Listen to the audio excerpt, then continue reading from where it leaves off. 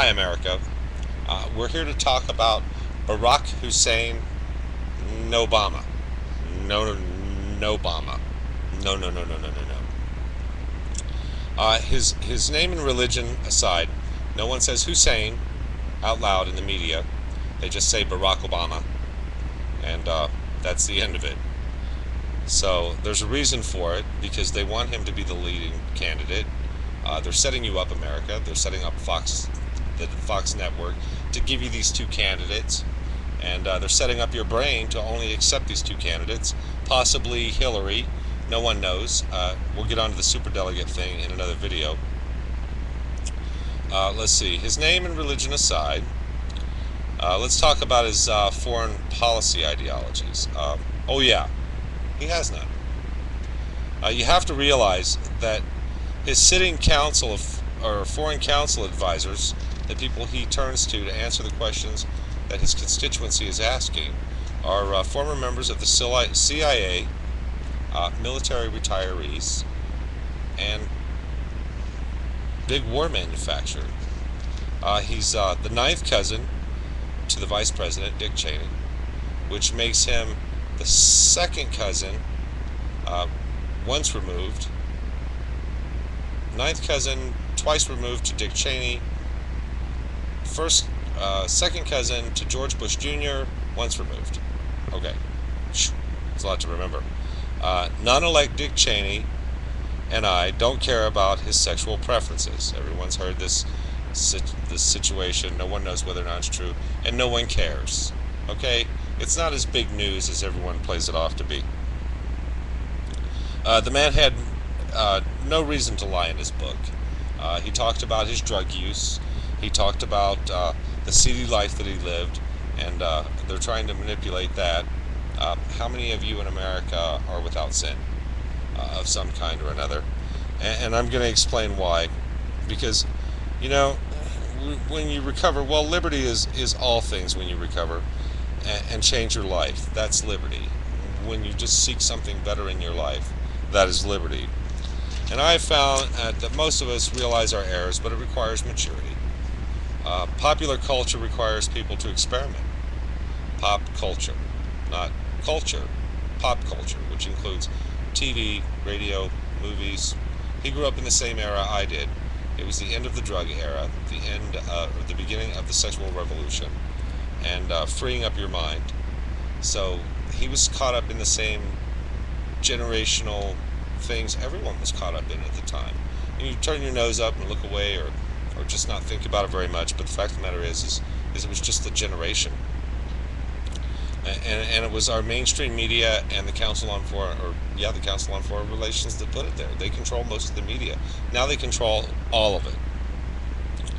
All of our favorite rock stars were experimenting and being irresponsible, showing us the fun of how far our culture had taken us, including music.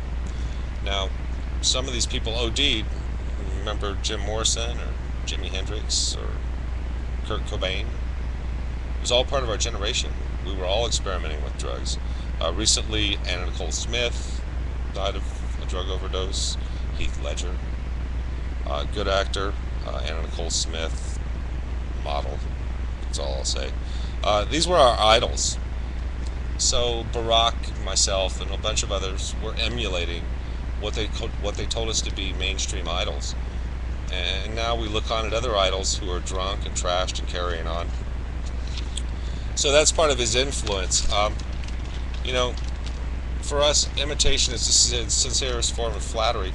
We looked on and saw all of our idols not wearing scanty clothes like they do now, or being risque, or just being themselves, or who they really are, or going through their experimental age. Unfortunately, some of these people are in the public eye, and that's how it goes.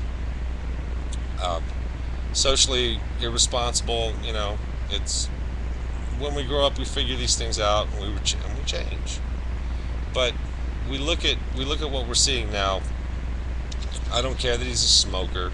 I think I've been known to smoke cigarettes, and if I sat down to smoke a cigarette, I don't think I'd sit down to smoke it in the White House. So let's hope he doesn't smoke in the White House. Not that it's sanctimonious of cigar free and everything else, but You know, when a real president takes over, I'd like to think that it's pretty nice in there. So go outside, Barack. Go outside, go outside, go outside. And aside from that, let's see if we can get into all of his relations. He's a member of the same party uh, or group that all belong to the same bunches. And I'm going to come back to it. He's a member. I'm lost in my pages now. Here we go. He's a member. He's a member of the Council on Foreign Relations. Again, he's a member of Beech Grove. Again, he's been invited to speak at the Bilderberger. He's also a member of the World Trade Organization. You know, when you're a senator or a congressman, you shouldn't have any other affiliations other than to your constituents, which are your voters, which since votes are actually being stolen, you don't really have to talk to them anymore. You just have to put on a good show, which is why it's been going on for a year. Remember, when the California fires were going on, these guys passed legislation, which includes Barack Obama, that instituted the national ID card. So while they weren't telling you about the national ID, but they were telling you about the horrors of the California fire, they were passing the national ID card. Check his voting record, America. He's a liar. He's another lip service master. He tells you what you want to hear. You hear it in your ear, and it sounds pleasant. But he's not for change. He's for the same type of problems that we've been experiencing for the last 60, 70 years. He's just a continuation of that same plan. He's a member of the same organizations and the same groups. I know some of these people are adamant followers, and you can hate me if you want because I don't like Barack, but the fact of the matter is when you've got affiliations with outside countries and outside governments and outside organizations, secret societies that do not belong in this country, John F. Kennedy said it, secret governments should not exist in our nation. Our nation is free. And we have to remember that, America. We really are. And we need to start voting for candidates that are not members of any of this. Skull and Bones and Skull and Bones and Skull and Bones and the CFR and the Bilderbergers and the New World Order, the Illuminati, they're all part of the same group. They're just things that they put in front of your face so they can flash and freak you out, and while you see it and you look at, you absorb it, you think about it, and then they say it, but they don't really mean it.